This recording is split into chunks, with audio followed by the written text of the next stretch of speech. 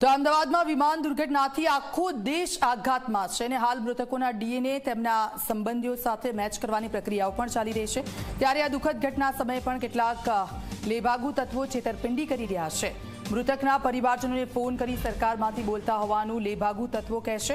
વિમાન દુર્ઘટનામાં મૃત્યુ પામેલા લોકોના સ્વજનો તેમના પરિવારજનોના અવશેષો ઓળખાય અને તેમના મૃતદેહ મળે તેની રાહ જોતા રહી રહ્યા છે।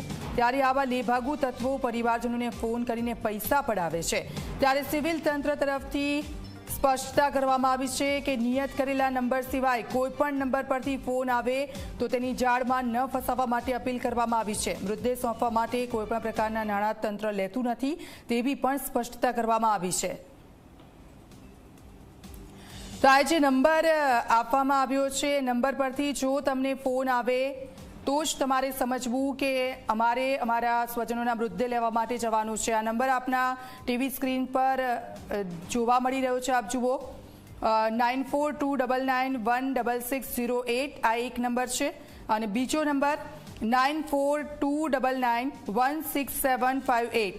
જો આ નંબર પરથી તમને ફોન આવે તો જ તમારે સમજવું કે સિવિલ હોસ્પિટલ તરફથી ફોન આવ્યો છે, કારણ કે આ બધાની વચ્ચે કેટલાક લેભાગુ તત્વો છે તે લોકો પૈસા પડાવવાના ફિરાકમાં છે અને સ્વજનોને ગુમરાહ કરતા પણ જોવા મળી રહ્યા છે।